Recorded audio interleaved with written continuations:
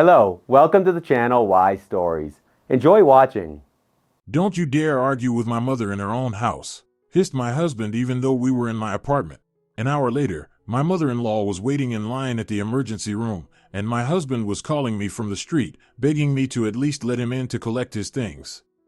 Good day, dear listeners. I'm happy to welcome you to my channel. Here's a new and intriguing story for you. Enjoy. Dolores Fernandez had always been proud of her intuition. In her 57 years of life, she had learned to read people at first sight, especially women. Her colleagues in the HR department often joked that she could work as a lie detector, so precisely could she size up a person's character. But above all, Dolores was proud of raising her son properly. Juan was her one and only treasure. After her divorce, when the boy was 8, she devoted herself entirely to him. Private French lessons, music school, swimming classes. Dolores spared neither time nor money. Her son grew up grateful and obedient. At 28, he still called his mother every day, asked her advice on everything, and regularly came over for Sunday dinners. That's why, when Juan timidly stammered that he had a girlfriend, Dolores immediately grew wary. What girlfriend? She narrowed her eyes, setting aside her knitting. Where did she come from? Mom, we work at the same company. Juan nervously twisted the edge of the tablecloth. Carolina is really nice. You'll love her. Carolina? Dolores drawled, tasting the name. Strange name. What's her last name? Vasquez. Mom, I want to bring her over for dinner on Saturday. Dolores agreed, though her heart clenched with unease. She knew all too well what young predators were capable of. How many times had she seen them hunt for decent men, especially mama's boys with good salaries? On Saturday evening, Dolores was fully prepared for battle. A new dark blue dress emphasized her stately figure. Her hairstyle was impeccable, and on her fingers gleamed all her best rings, heirlooms from her grandmother and gifts from her grateful son. The table was set festively: bean soup, roasted chicken with rice, avocado salad, and her signature tres leches cake. When the doorbell rang at 6:30, Dolores braced herself to meet yet another gold digger. She imagined a painted-up girl in a short skirt, with a brazen stare and vulgar manners. But on the doorstep stood a very different young woman. Carolina was indeed beautiful. Delicate features, large gray eyes, long dark hair gathered in an elegant bun. Dressed modestly, but with taste. A beige sheath dress, low-heeled shoes, minimal jewelry. In her hands a bouquet of white chrysanthemums and a box of chocolates. Dolores, it's such a pleasure to meet you. The young woman extended her hand for a handshake. Juan has told me so much about you. Her voice was soft, without arrogance. The handshake confident, but not pushy. Dolores felt slightly unsettled. She had prepared for defense, but there was nothing to defend against. Come in, have a seat, she invited, studying the guest closely. At dinner, Carolina behaved impeccably. She praised the soup, asked about the chicken recipe, and spoke about her work as an economist in a construction company. She spoke calmly, listened attentively, and answered questions thoroughly but without unnecessary details. And where do you live, dear? Dolores inquired, pouring her guest some coffee. I have a 2-room apartment in the La Esperanza district, Carolina replied evenly. Inherited from my grandmother. Dolores nearly choked on her coffee. La Esperanza? That was the city center. Apartments that cost a fortune, which meant the girl was not only beautiful and educated but also well off. That changed everything completely. How interesting, she drawled. And your parents? My father passed away 3 years ago, and my mother lives in Medellin. A touch of sadness flickered in Carolina's voice. She remarried there and has a new family. I see, Dolores nodded. So you're all alone in our city? Not entirely, the girl smiled. I have friends from university, colleagues. And now Juan, of course. She looked at the young man with such tenderness that Dolores felt her stomach knot. There it was. That's where the trap lay. The girl was perfect, too perfect, and that was always suspicious. After dinner, while Carolina was helping clear the table, Dolores watched her out of the corner of her eye. The young woman moved with confidence, without fawning, without asking permission to take a plate or turn on the faucet. She acted like a hostess, not a guest trying to impress her future mother-in-law. Thank you for a wonderful evening, said Carolina as she left. It was such a pleasure meeting you. And for me as well, dear, Dolores replied with a strained smile. When the guests left, she sat in the kitchen for a long time, analyzing the meeting. There was something off about that girl, too calm, too self-assured. And that apartment in the city center. Why would a woman like that need one? She already had everything: beauty, education, a home, a job. Normal girls look for a man to provide for them, but what was this one after? Dolores went to bed with a heavy heart. Her maternal instinct screamed of danger. Women that independent never make good wives. They don't know how to submit, don't value a man's care, don't need protection. They turn their husbands into henpecked weaklings and completely ignore their mothers-in-law. The next day, Juan called, glowing with happiness. "Mom, what do you think of Carolina? Isn't she wonderful?" "She's a very sweet girl," Dolores answered cautiously. "Just don't rush, son. Get to know her better." "Mom, I've known her for half a year. We're getting married." Dolores felt her head spin. "Getting married? Juan, are you out of your mind? You barely know each other. We see each other every day." His voice grew colder. "I thought you'd be happy for me." "Of course I'm happy, but, son, where will you live?" "At Carolina's for now. Her apartment is bigger and more comfortable. Later we'll see, maybe find something else." Dolores felt the ground slip from under her feet. So her son would move in with this predator, and she, his mother, would see him only on holidays. "Juan, think carefully," she pleaded. "There's no need to hurry. Live together first. Take some time to really get to know each other." "We've already decided, Mom.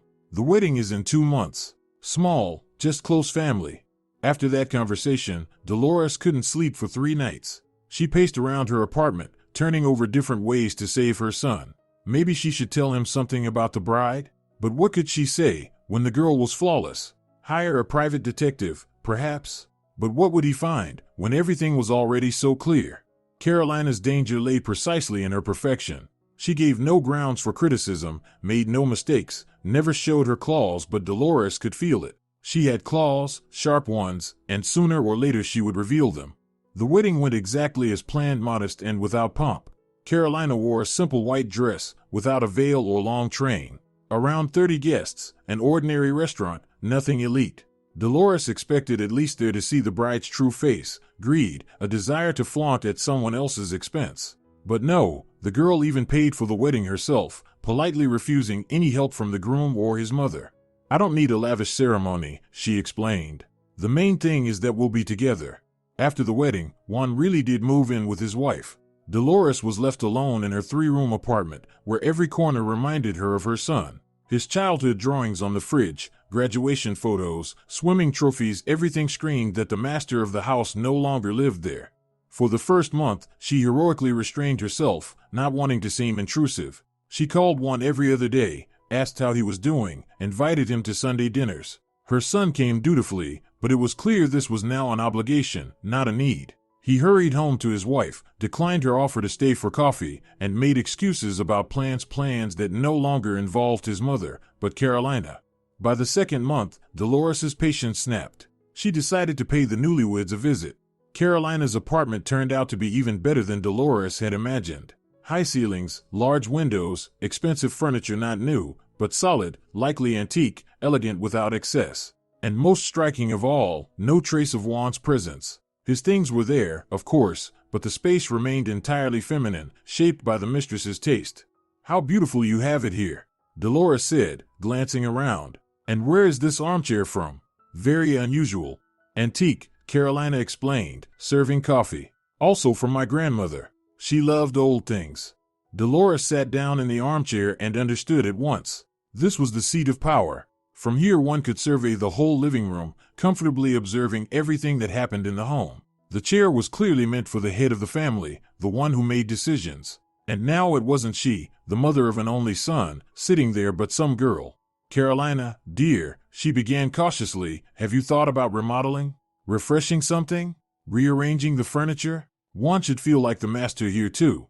"We've discussed it," her daughter-in-law answered calmly. "Juan likes everything as it is. If he ever wants to change something, of course we will." "And are you planning a nursery?" Dolores pressed on. "It's too early to talk about children," Carolina smiled. "We want to spend a year or 2 for ourselves, travel, settle in." Dolores nearly choked with indignation. A year or 2 for themselves? What about maternal feelings, the biological clock, the instinct to continue the family line? What kind of woman doesn't hurry to have children? From then on, the visits became regular. Dolores started coming to the young couple 2 or 3 times a week, always with some respectable pretext. Sometimes to bring her son his favorite cookies, sometimes to help Carolina choose curtains, sometimes just to check in on the kids. Each visit turned into a real ordeal for the daughter-in-law. Dolores would enter the apartment like its mistress, head straight for her armchair, critically survey the room, find dust where there was none, suggest washing already spotless windows, or propose rearranging the furniture for better light. "Carolina, what are you cooking for my son today?" she would ask, peering into the refrigerator. "I was planning to make fish with vegetables," Carolina would reply, trying to contain her irritation. "Fish? And where's the meat? Juan has always loved meat dishes. I'll teach you how to make his favorite cutlets." And then it would begin. Dolores would take over the kitchen, pull things out of the fridge, criticize the quality of the groceries, demonstrate the right way to chop, fry, and boil. Carolina stood by with clenched fists, silently watching her mother-in-law run the household in her own home. Worst of all was that Juan supported his mother in everything. If his wife dared to object, he immediately took Dolores' side. "Mom knows best what I like," he would say. "She has so much more experience in running a household."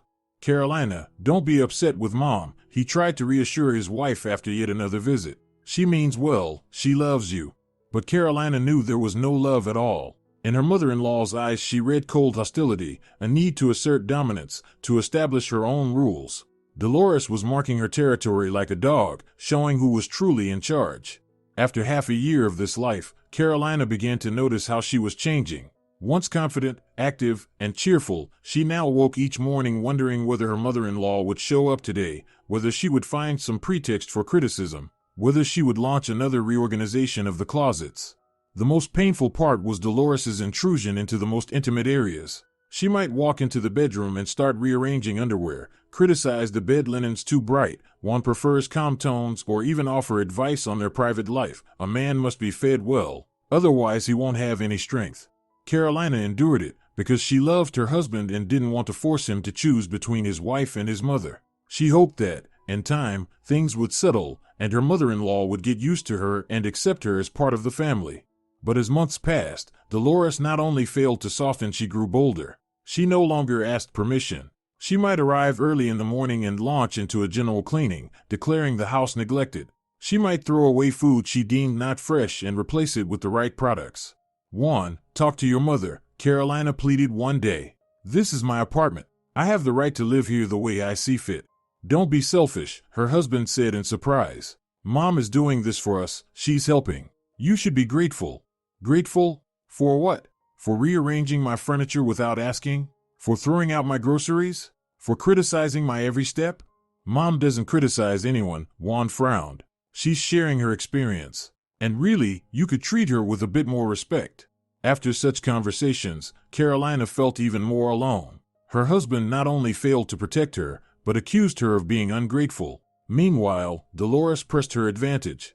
By the end of the first year of marriage, the situation had reached a breaking point. Carolina realized that if nothing changed, she would either lose her mind or file for divorce. Her love for Juan was still stronger than her resentment, but her patience was rapidly running out. And then something happened that changed everything. One rainy autumn evening, as Carolina was coming home from work, she heard a pitiful meowing from an alley. The rain was pouring down, and she hurried along, clutching a bag of groceries to her chest. The workday had been exhausting, the quarterly report was due, and the chief accountant had nitpicked at every single number. All she wanted was to get home, soak in a hot bath, and disappear into silence. But the desperate meowing from the alley made her stop. Meow, meow. The sound was faint, strained, full of despair. Carolina looked around. The street was empty, only a few hurried passers-by rushing under umbrellas, ignoring the cry. Meow, meow. She stepped closer and saw a ball of ginger fur huddled under the overhang of a trash bin. The kitten was tiny, no more than 6 or 7 weeks old, soaked to the skin and shivering. Big green eyes looked at her with such sorrow that Carolina's heart clenched. "What are you doing out here, little one?" she whispered, crouching down. The kitten didn't run, only whimpered weakly and tried to press itself against the wall. It was clear it had no strength left. Carolina carefully reached out her hand, and the little one didn't resist when she scooped it up into her palms. "God, you're freezing," she murmured, feeling the tiny heart beating fast. There was no question what to do. Carolina tucked the kitten inside her blouse, under her jacket, and hurried home. In the stairwell she took the little one out and examined him carefully. Ginger, fluffy, with white paws and chest, a sweet little face, ears standing straight. A boy, as she determined with a cautious glance. What should I call you? Carolina wondered as she rode up in the elevator. Ginger? No, too ordinary. Felix? You'll be Felix. At home, she carried the kitten straight to the bathroom, turned on warm water, and carefully bathed him. Felix didn't resist, only mewed plaintively and trembled. After the bath, Carolina wrapped him in a terry towel and brought him into the kitchen. What can I give you to eat? She thought aloud, rummaging through the fridge. No milk, she knew kittens shouldn't have that. Luckily, there was some boiled chicken left from yesterday's dinner. Carolina chopped the meat finely and mixed it with warm water. Felix attacked the food with the hunger of the starving, yet ate neatly, unhurriedly. Such a clever boy, Carolina cooed, watching the kitten. Clearly he was a house cat, must have gotten lost. After eating, Felix perked up noticeably. He explored the kitchen, sniffed corners, tried scratching his claws on a chair leg. Then he climbed onto the sofa, curled into a ball, and fell asleep, purring softly. Carolina watched the sleeping kitten and felt warmth spread through her chest. It had been a long time since she'd felt such peace. The house seemed cozier, more alive. As if this was exactly what had been missing, a small living creature that needed care and gave back unconditional love. Juan came home at 6:30 and immediately noticed the kitten. And what's this creature? He asked in surprise, taking off his jacket. Found him on the street, Carolina explained. He was tiny, freezing. I couldn't just leave him. Well, of course. Juan carefully stroked Felix's back. Cute little thing. What's his name? Felix. Good name, her husband smiled. But what are we going to do with him? Maybe put out an ad, look for the owners? We can try, Carolina agreed, though deep down she hoped no one would come forward. They posted ads online, put up flyers around the neighborhood, but no one responded. Within a week it was clear Felix was staying with them. The kitten quickly settled into the household. He turned out to be surprisingly well behaved, instantly understood where his litter box was, never damaged the furniture, never climbed on the tables. He usually slept in the armchair in the living room, that very same antique armchair Dolores had claimed for herself. At first, Carolina tried to break him of the habit, but Felix stubbornly returned to that very spot. He must like the height, Juan mused. You can see the whole house from there. Let him sleep wherever he wants, Carolina waved it off. The important thing is that he's happy. And Felix truly was happy. He greeted his owners at the door when they came home from work, played with the balls and toy mice they bought him, and purred in the evenings, curled up on someone's lap. Juan quickly grew attached to the kitten. He bought expensive food, toys, even a special pet bed, though Felix still preferred the armchair. For 2 weeks they lived in harmony. Carolina even forgot about her mother-in-law and her visits. Dolores had caught the flu and stayed home in bed. Maybe we should visit her? Carolina suggested politely. No need. She hates people seeing her sick, her husband brushed it off. She'll call when she's better. Dolores called on Wednesday evening. Carolina knew instantly from Juan's tone who was on the other end of the line. Hi, Mom. How are you feeling? That's great. Yes, of course, come over tomorrow. We'll be home. Mom's better, he said, hanging up. She's coming tomorrow. Carolina's heart sank. She had completely forgotten that she would have to explain the kitten to her mother-in-law. Dolores was categorically against animals in the house. That had become clear during their very first meeting, when the subject of pets had come up. I can't stand cats or dogs, Dolores had declared. They're filthy, they shed, they smell, and they spread disease. Animals have no place in a respectable home. Back then Carolina had dismissed it as just a quirk. Now she understood there would be a scene. Juan, she began cautiously, what will your mother say about Felix? Well, she probably won't be too happy, her husband admitted. But what can we do now? The cat lives here. He's settled in. You'll back me up? Carolina asked, searching his eyes. Of course I will, Juan assured her, but there was uncertainty in his voice. Dolores arrived the next day at exactly 5 o'clock, as always without warning. Carolina opened the door and instantly felt a chill. Hello, dear, the mother-in-law drawled through clenched teeth. Good evening, Carolina replied. Come in, Juan's home. Dolores took off her coat and walked into the living room. Felix, as usual, was asleep in his favorite armchair. When she saw the cat, Dolores froze, then immediately made her way toward her chair. And there she stopped. Curled up in the armchair, Felix was fast asleep. His ginger fur stood out brightly against the dark green upholstery. What is this? Dolores asked, her voice trembling with barely concealed fury. A cat, Carolina replied as calmly as she could. Felix. We found him on the street. We? At that moment Juan came out of the kitchen with a cup of coffee. Hi, Mom. He greeted her, kissing her on the cheek. How are you feeling? Juan. Dolores pointed at the armchair. Explain to me what that creature is doing in the house. This is Felix, her husband said, stroking the now awakened kitten. Carolina found him on the street, freezing. We decided to keep him. Decided? Her mother-in-law's voice grew colder. And you didn't ask me? Mom, what does this have to do with you? Juan was surprised. This is our home. Our home. Dolores flared. I am your mother. I have the right to know what's happening in my son's life. Startled by the raised voices, Felix leapt from the chair and hid under the sofa. Dolores immediately took the armchair for herself and cast a commanding glance around the room. Juan, get rid of that filthy creature at once, she ordered. I will not allow dirty animals in the house. Mom, he's not dirty, her son objected. We bathed him, we feed him good food, he's well behaved. He is dirty, Dolores cut him off. They spread parasites, allergies, infections. Cat hair triggers my asthma. You've never had asthma, Carolina said quietly. Her mother-in-law turned on her with such a look that Carolina instinctively stepped back. And how would you know what I have or don't have? Dolores hissed. Are you a doctor? Have you studied my medical records? No, of course not, I just. Exactly just. Dolores interrupted. You just decided to bring disease into the house without thinking about the consequences, without asking permission from your elders. Dolores. Carolina tried with all her might to keep her composure. The kitten is healthy, we took him to the vet, he doesn't bother anyone. Doesn't bother anyone? Dolores stood from the armchair and stepped closer. And who will clean up after him? Who will brush the fur off the furniture? Who will put up with the smell? I will, Carolina answered firmly. It's my responsibility. Your responsibility? Mom, you don't have asthma, Juan interjected. And you're not allergic to cats either. You had a cat, Miguelito, when I was a child, I remember. Miguelito was different, Dolores brushed him off. He was purebred, well cared for. And this? This is a street cat. God knows what diseases he carries. We had him checked by a vet, Carolina repeated. He's perfectly healthy. Vets make mistakes, Dolores snapped. I won't risk my health because of someone's whim. This isn't a whim, Carolina retorted, feeling herself begin to boil over. This is a living creature that needed help. There are plenty of living creatures, Dolores said coldly. You can't pity them all. There are shelters for stray animals. That's where he belongs. I'm not sending Felix to a shelter. You will, Dolores barked, because I will not allow that filth to live in my son's house. In your son's house? Carolina felt something finally snap inside her. Excuse me, but this is my home, my apartment, and I decide who lives here.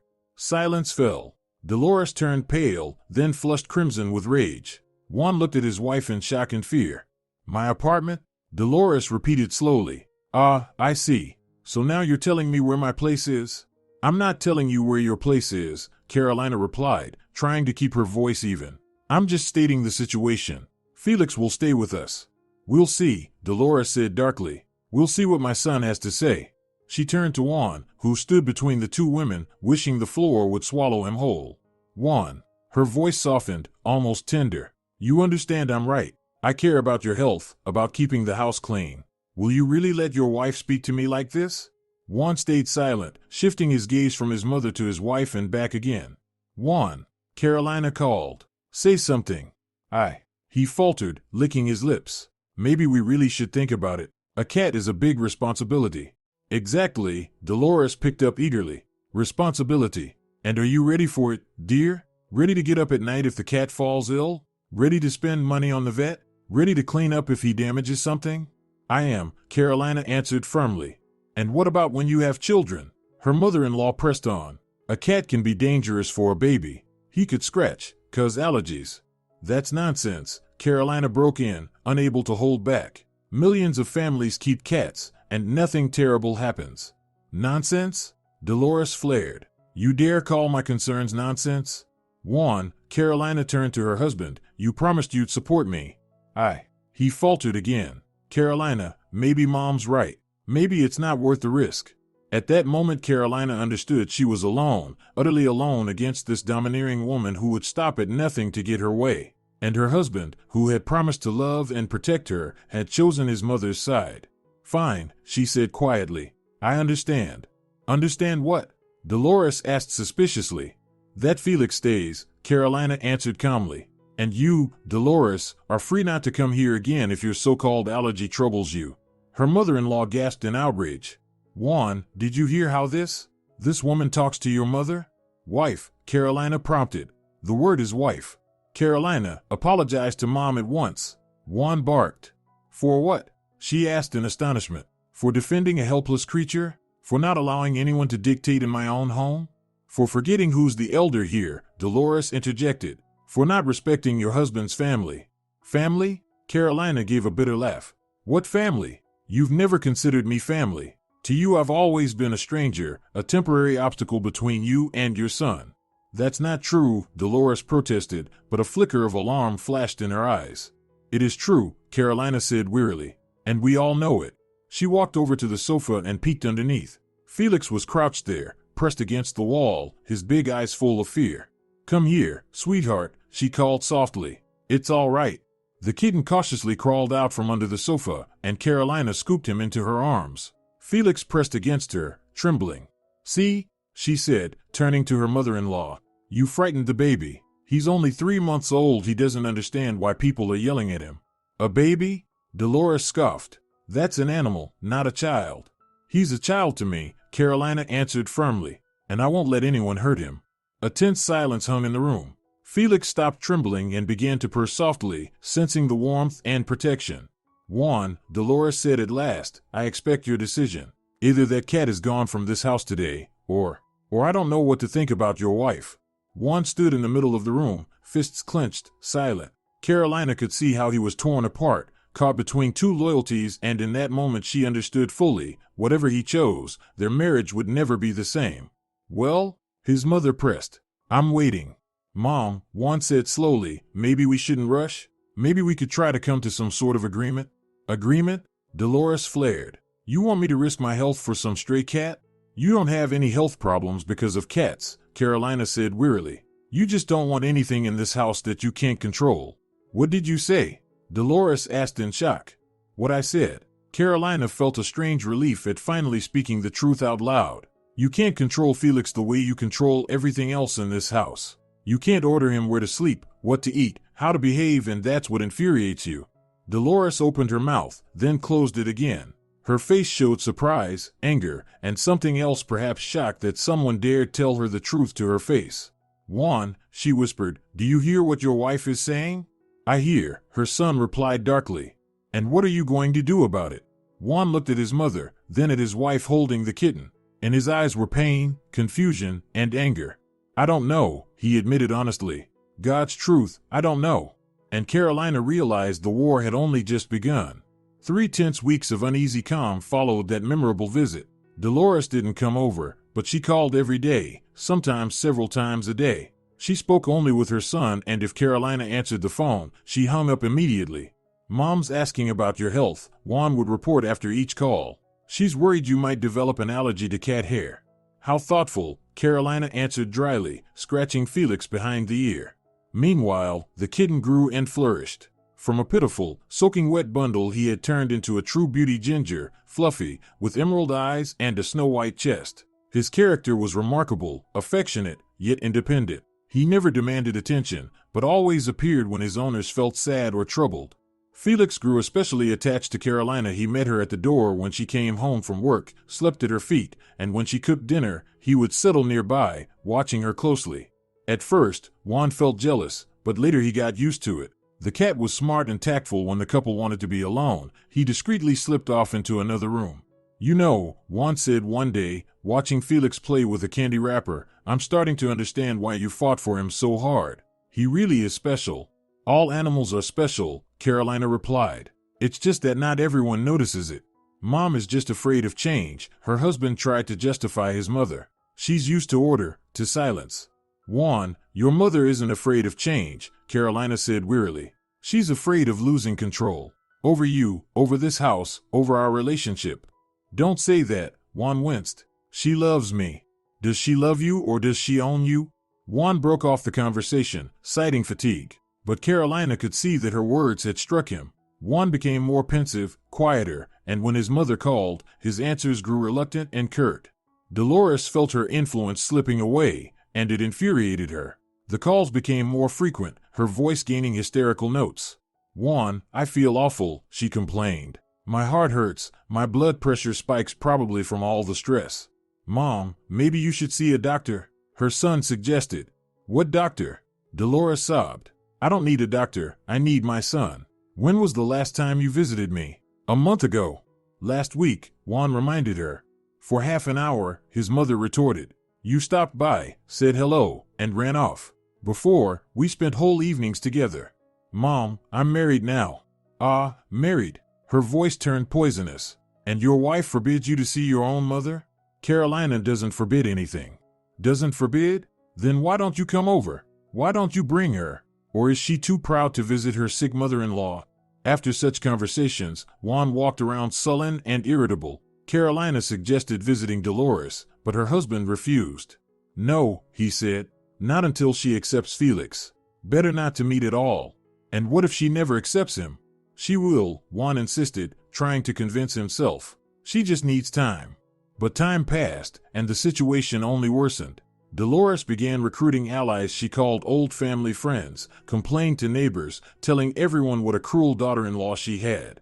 "Can you imagine," she said to Aunt Raquel, Juan's godmother, "she brought a filthy animal into the house, and won't even let a sick woman near it. She told me, 'Your allergy is imaginary. How can anyone treat people like that?'"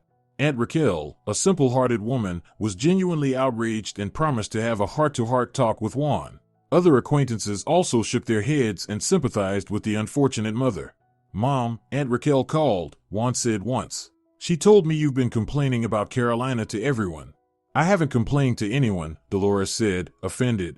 "I've shared my feelings with people close to me. Or is even that forbidden now?" "You can, but why paint my wife in a bad light?" "And in what light should I paint her? In a good one?"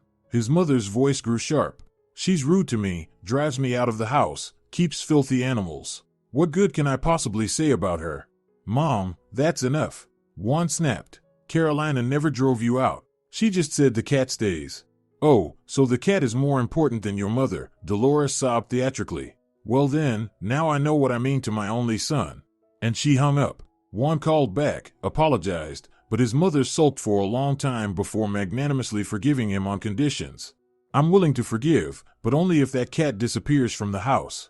"Mom, we can't throw Felix out," her son tried to explain. "He's already part of the family." "Part of the family?" Dolores scoffed. "He's an animal. Family is you, me, and possibly your wife if she learns to respect her elders." Carolina listened to these conversations and understood there would be no compromise. Her mother-in-law would never surrender. She would keep pressuring, manipulating, and playing on her son's feelings until she got her way. And Juan was torn between two women, not realizing that what he was being asked to choose wasn't between a cat and his mother, but between independence and dependence. The showdown came on Friday, November 15th. The day had been especially hard at work. Carolina's company announced layoffs, and the whole staff was tense. She came home exhausted, with a pounding headache. Juan was working late, and Carolina was alone at home with Felix. The cat seemed to sense her state. He didn't play or run around the apartment, but lay quietly beside her on the sofa, occasionally purring softly. "At least you understand me," she said with a sad smile, stroking his back, unlike certain people. At 6:30, the doorbell rang sharply. Carolina looked through the peephole and saw Dolores. Her mother-in-law stood with a stony face, a large bag in her hands. "Dolores," Carolina said in surprise, opening the door, "Juan isn't home." "I know," she answered curtly, stepping into the hallway. "We arranged it. He told me you might not be expecting me." It was a lie, but Carolina didn't argue. Dolores took off her coat and walked into the living room. Felix, as usual, was asleep in his favorite armchair. Seeing the cat, Dolores stopped and stared at him for a long time. On her face appeared disgust, anger, and something else, determination. "So, you still haven't gotten rid of it?" Dolores stated. "No," Carolina replied, "and we're not going to." "We'll see," Dolores said darkly. She set her bag on the floor, pulled out rubber gloves, a bottle of disinfectant, several rags, and began demonstratively wiping down every surface the cat might have touched. "What are you doing?" Carolina gasped. Disinfecting, her mother-in-law replied without looking up. After animals, everything must be treated. Germs, you know. Dolores, stop it, Carolina protested. Felix is healthy. Healthy. All cats are filthy. Dolores snapped, continuing her work. You may not see it, but I know. She methodically scrubbed the furniture, windowsills, even the walls up to cat height. The smell of disinfectant grew stronger. Felix sniffed the air and snorted in displeasure. See? Dolores said triumphantly. He doesn't like cleanliness. Wild animals can't stand civilization. He doesn't like chemicals, Carolina countered, like any normal creature. Her mother-in-law straightened up, holding a rag soaked in disinfectant. What's normal about keeping parasites in the house? Felix isn't a parasite. He absolutely is. Dolores flared. He eats your money, ruins your furniture, spreads disease, and worst of all, takes away time your husband should devote to his family. Felix's family. Family? Dolores burst out laughing. An animal family? You've lost your mind, girl. Don't call me girl. Carolina hissed through her teeth. I'm 26. You act like a silly teenager. Dolores waved her off. Normal women have children, not stray cats. Maybe I don't want to have children in a family where the mother-in-law thinks she's in charge. Carolina snapped. The anger built up over 2 years was spilling out. What children, when you already behave like the only child in this house? Jealous of your son's wife, of a cat, of anything that distracts him from you. How dare you? Dolores shrieked. I devoted my whole life to my son. I raised him alone, put him on his feet alone. And now you want to control his entire life? I don't control, I care. You smother, Carolina shouted, no longer holding back. You don't let him breathe. You call every day, come every week, criticize, command, throw tantrums. Tantrums? Dolores went pale with rage. You call my worries tantrums? What else should I call them? Carolina shot back hotly. Scenes, tears, threats, blackmail. My heart hurts, my pressure is high, I feel ill. All just to make one feel guilty. Shut up, Dolores roared. Shut up this instant. I won't let some upstart teach me how to live. Upstart? Carolina laughed, but the laugh was bitter. I'm an upstart? And what does that make you? A woman who, at 57, can't let go of her grown son? He's my son, Dolores screamed. Mine. I gave birth to him, I raised him, and I won't let some stranger destroy our family. A stranger? Carolina repeated in shock. I'm your son's wife, his lawful wife. You're a temporary obstacle, Dolores spat. There will be others like you, but a mother is forever. You're insane, Carolina said quietly. Insane? Dolores stepped forward. Or maybe it's you who's insane. Thinking you can walk into someone else's family, turn everything upside down, take a son from his mother, bring disease into the home, and boss around grown people? This is my home, Carolina reminded her. My apartment, and Juan is my husband, not your property. Your apartment, Dolores laughed bitterly. How you love to remind me of that. Do you think an apartment is a guarantee? Do you think he won't leave you? Juan loves me. Juan loves me, Dolores cut her off. He's loved me for 28 years, and you only 2. And when it comes down to a choice, he'll choose his mother. We'll see, Carolina said, though doubt was already creeping into her heart. We will, Dolores agreed. But for now, get that creature out of my chair. She pointed at Felix, who sat in the armchair, staring in bewilderment at the 2 shouting women. That's not your chair, Carolina objected, and Felix has the right to sit wherever he wants. The right? Dolores flared. An animal has rights in a human house. In this house, yes. Not in this house. The mother-in-law barked. In my son's house there will be no filthy creatures, I will not allow it. She lunged toward the armchair, but Carolina blocked her path. Don't touch the cat. Get out of my way. Dolores tried to shove her daughter-in-law aside, but Carolina didn't budge. Don't touch Felix, Carolina repeated, grabbing Dolores's arm. Let go of me, Dolores screeched. How dare you lay hands on me? They grappled near the armchair. Felix, frightened, tried to flee, but Dolores was quicker. She snatched him by the scruff of the neck. Out with you, parasite, she cried triumphantly. Now you're going back where you belong. Let him go. Carolina tried to wrestle the kitten from her, but Dolores held on tight. I will not let him go, Dolores growled, heading toward the front door. I've had enough of this vermin in the house. Where are you taking him? To the trash. Back where you picked him up. I won't allow it. Carolina rushed ahead, blocking the way to the door. Out of my way. Dolores tried to shove her aside with her free hand, but Carolina stood her ground. "Give me Felix." "Never!" Dolores shrieked. "I've had enough of these whims. Enough of indulging a spoiled girl." Felix cried desperately, struggling in her iron grip. Carolina could see the pain, the terror in his eyes, and something inside her chest exploded. "Give him to me now," she screamed, seizing both of Dolores's hands. "I won't, I won't, I won't," Dolores repeated hysterically, clutching the kitten to her chest. Felix, trapped between them, whimpered pitifully. "Let go of the cat," Carolina shouted, straining to pry her fingers open. "Let go of me first," Dolores shrieked in return. "Only if you give me Felix." "Never, never." At that moment, her mother-in-law jerked backward, trying to break free. Carolina, unable to hold on, let go. Dolores, unprepared for the sudden release of resistance, staggered, taking several uneven steps. "Now I'll show you who's mistress here."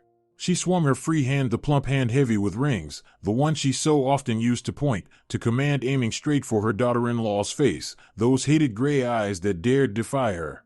But Felix, terrified by the shouting and rough movements, suddenly wrenched himself free. He shot out of Dolores's hands and darted underfoot, desperate to escape the danger. Dolores, mid-swing, didn't see the kitten beneath her feet. Her right foot came down on Felix, her left twisted. She lost her balance and, with a resounding crash, toppled onto the living room floor. Her head struck the edge of the coffee table, the very same one she had recently rearranged, criticizing her daughter-in-law's taste. A dull thud. Then a groan. Carolina stood in the doorway, staring at her fallen mother-in-law. She should have rushed to help, should have felt fear, alarm, pity. Instead, she felt something strange and almost primal satisfaction. There she lay, this domineering, insolent woman who had poisoned her life for 2 years, sprawled on the floor moaning, clutching her shoulder. Not so all-powerful after all. Not so invincible. "Ah, ah," Dolores rasped, trying to rise. "Help me, help." Carolina didn't move. She looked at the suffering woman and thought of how many times this same woman had made her suffer. How many tears. How many sleepless nights. How many humiliations. "Carolina," Dolores whispered weakly, "it hurts. It hurts so much." "It hurt me every day," Carolina said softly. "Every day for 2 years." "What? What are you saying?" Dolores tried to turn her head, but the movement brought pain. "I'm saying what I think," Carolina answered calmly. At last, Felix, recovered from his fright, cautiously approached the fallen woman, sniffed her, gave a soft meow, then went to Carolina and rubbed against her legs, as if thanking her for protection. "Good boy," she whispered, lifting the kitten into her arms. "It's all right. No one will ever hurt you again." "Carolina." Dolores tried to push herself up, but her right arm refused to move. "Call an ambulance, please." "Of course," Carolina nodded. "But first, one condition." "What? What condition?" Dolores croaked. "Never touch Felix again," the daughter-in-law said firmly. "And never again try to command in my house." You're insane," Dolores weakly protested. "I'm lying here, in pain, and you're making demands." "Exactly," Carolina confirmed quietly. "Not until you promise. I won't call." "I don't believe you. You're not that cruel." "We'll see." Carolina sat down in the armchair, that very antique armchair that had started all the strife. "I've got time." Dolores lay on the floor, staring at her daughter-in-law in horror. There was steel in the young woman's eyes now, something that hadn't been there before. Something had shifted, a line had been crossed. "Fine," the mother-in-law whispered. "Don't touch the cat and don't try to rule my house," the daughter-in-law prompted. "In your house," Dolores repeated through clenched teeth. Only then did Carolina pick up the phone and dial for an ambulance. "Hello? Yes, good evening, we need an ambulance. A woman has fallen, hit her head and shoulder. Yes, she's conscious. Address La Esperanza District." While they waited for the medics, Dolores lay on the floor, quietly sobbing. Not from pain, but from humiliation. For the first time in her life, someone had set conditions for her. For the first time, someone hadn't rushed to rescue her but had forced her to capitulate first. Carolina sat in the armchair, Felix on her lap, stroking his soft fur. The kitten purred, calm again. He didn't understand what had happened, but he felt that the danger had passed. "Carolina," her mother-in-law called. "What? I didn't mean to. It just happened." "I know," the daughter-in-law replied indifferently. "You meant to throw the cat out into the street and hit me, but it turned out differently." You won't tell the doctors?" "Tell them what?" Carolina asked, surprised. That you tripped yourself? Of course I'll tell them. It's the truth. Dolores realized then no one would ever know her disgrace. Officially, she had simply fallen, stumbled over the cat. An accident, an unfortunate mishap. But she knew the truth. And Carolina knew. When the ambulance arrived, the doctors diagnosed a concussion and a suspected broken collarbone. Dolores was taken to the hospital for examination.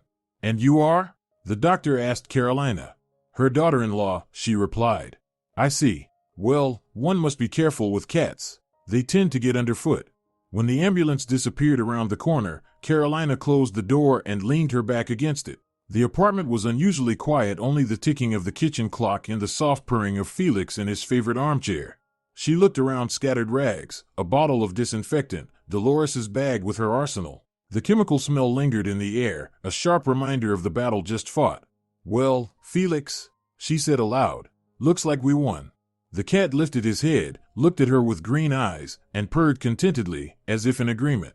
Carolina went to the closet, pulled out a large travel bag, and began packing Juan's things. Slowly, methodically, shirts, trousers, underwear, socks. His favorite sweater, the one she had given him for his last birthday. Toiletries from the bathroom, books from the bedside table.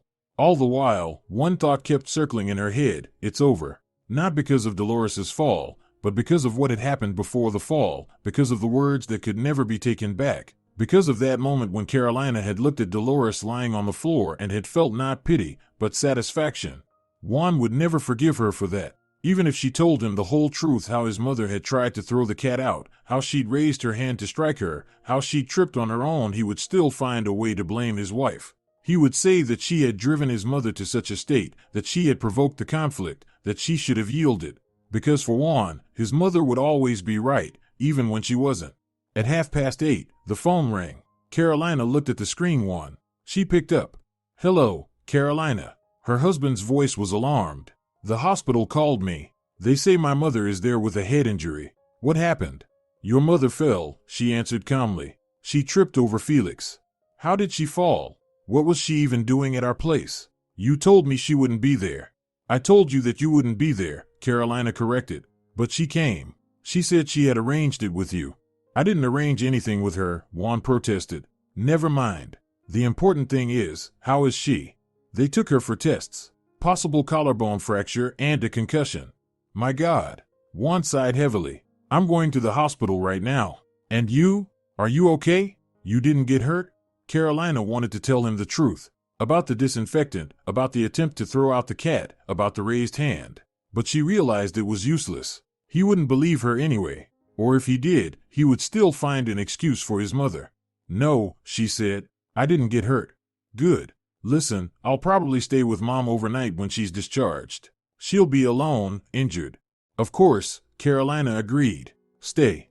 You don't mind? No. Her voice carried nothing. No resentment, no anger, no jealousy. Only exhaustion. Juan sensed it and grew wary. Carolina, is something wrong? You sound strange. Everything is as it should be, she replied. A mother is more important than a wife. I understand. Don't talk nonsense, Juan winced. It's just that right now she needs help. I know. And I needed help 2 years ago, when your mother was turning my life into hell. But then, that didn't matter. Carolina. Go to your mother, Juan. Your things are packed. They're by the door. There was a long pause.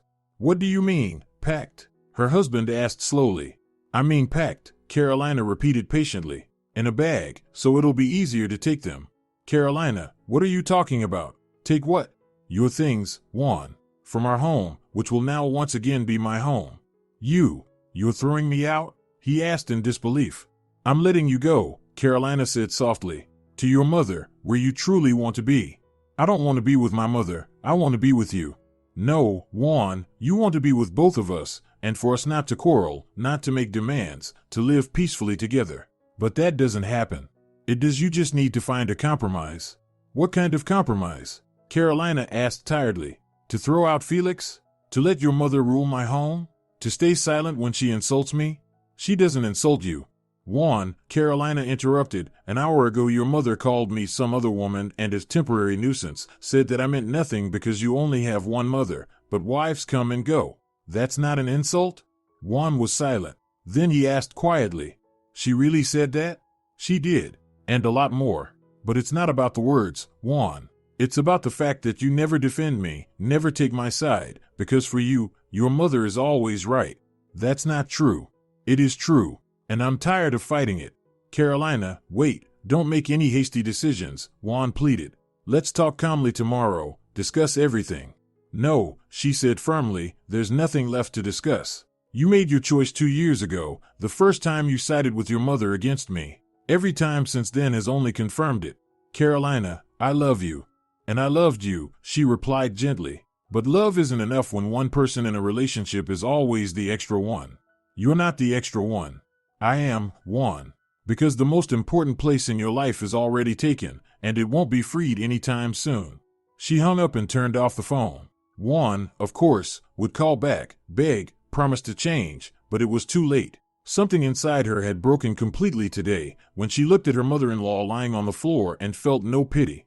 For the next half hour, Carolina cleaned the apartment throughout the rags soaked with disinfectant, aired out the rooms, washed the floors, erased the traces of Dolores's visit as if it had never happened. At 9 o'clock, the doorbell rang. Carolina looked through the peephole. Juan, pale, disheveled, with a pleading expression on his face.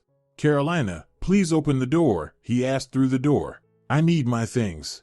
She opened it and handed him the bag. "Everything's here." "Thank you." He took the bag but didn't leave. "Can I come in? Talk?" "Better not." "Carolina, please. I know you're upset, but—" "I'm not upset," Carolina interrupted. "I've made a decision." "What decision? Divorce?"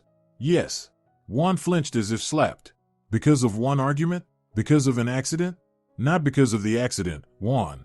Because of 2 years of humiliation, because you never once stood up for me, because I'm a stranger in my own home whenever your mother comes." "I'll change," he said quickly. "I'll talk to Mom, explain everything to her." "No need to explain anything. Just live the way you always have, without me." "But what about our plans? Children, a future together?" "What children, Juan?" Carolina smiled sadly. "Your mother already has a child, a grown-up, 28-year-old child she will never give up." "You're saying terrible things." "I'm saying the truth. Go to your mother, Juan. She's waiting." Carolina closed the door. Juan lingered behind it for a moment, then she heard his footsteps going down the stairs. Felix came up to her and rubbed against her legs. "So it's just the two of us now," she said, picking him up. "That's all right. We'll manage." The divorce was finalized 3 months later. Juan didn't claim the apartment, perhaps out of nobility, perhaps out of guilt. They only met at the registry office and at the lawyer's, speaking strictly about formalities. "Maybe you'll change your mind?" he asked one last time as they signed the papers. "No," Carolina answered calmly. "And you? Are you happy?" Juan looked at her for a long moment but said nothing. Dolores spent a week in the hospital. The broken collarbone was confirmed, the concussion was mild, but the main thing was that her arm never fully recovered. The doctors spoke of age-related changes, of bones healing more slowly. She could never raise her right arm above her shoulder again. To neighbors and acquaintances, Dolores told her own version of events. She had come to her children's home to help with the cleaning, and that daughter-in-law of hers deliberately pushed the cat under her feet, on purpose, so that she would fall. Can you imagine what she's capable of? People listened with sympathy, shook their heads. But there were no witnesses, and the story remained just a story. Juan moved in with his mother temporarily, until he could find his own place. But the search kept dragging on. Dolores once again had complete power over her son, making him breakfast, washing his shirts, picking out his ties. Juan worked, came home, had dinner with his mother, watched television. In the evenings, Dolores would tell him about her suffering. "My arm hurts, son, must be the weather. The doctor says it'll always hurt now. I'm disabled, you understand? And all because of that. Because of your ex-wife." Juan listened in silence. Sometimes he dreamed of Carolina sitting in that very armchair with Felix on her lap, calmly saying, "Your things are packed." He would wake up with a heavy heart, but by day he sank back into his familiar routine. At work, colleagues asked why he had divorced. Juan gave evasive answers. "We just didn't get along. It happens." He never told anyone about the cat, about the conflicts with his mother, about how his wife had grown tired of his indecision. It was all far too painful. A year later, Juan met Isabel. A quiet, modest girl, she worked as a librarian and lived with her parents in a residential suburb. When he brought her home to meet his mother, Dolores was pleased. Such a sweet girl, she approved after the first visit. Polite, respectful, not like the last one. Isabel really was the complete opposite of Carolina. She never argued, never voiced her own opinion, and to every suggestion from her mother-in-law she would answer, "As you say, Dolores. Maybe I should make soup using my recipe?" The mother-in-law would suggest. "Of course, please teach me," Isabel would meekly agree. "Don't you think Juan has lost some weight? Maybe he should take some vitamins? You know better what he needs." And the best thing, Dolores told her friends with satisfaction, was that Isabel had no animals. Imagine, she boasted, "I hinted about a cat, and she said, 'Cats, Dolores? I'm allergic.' Smart girl, she knows what's what." They married 6 months later. The wedding was modest, about 20 guests, a mid-range restaurant. Dolores sat at the head table and felt like a victor. Isabel moved in with her husband and mother-in-law. She didn't have a place of her own, and Juan decided they would live together for now. Temporarily, as he called it. But time passed, and nobody made plans to move out. Dolores blossomed. At last she had the perfect daughter-in-law, obedient, grateful, dependent. Isabel asked permission to turn on the TV, apologized for occupying the bathroom, asked for advice about everything. "Dolores, will it bother you if I vacuum?" "Dolores, Juan asked for cutlets, but I don't know how to make them like you. Will you teach me?" The mother-in-law graciously agreed to teach, to help, to guide. She was needed again, she was in charge again, she felt her power again. But somehow, there was no real satisfaction. At night, she was haunted by nightmares. A ginger cat chased her down endless corridors, green eyes burning in the dark.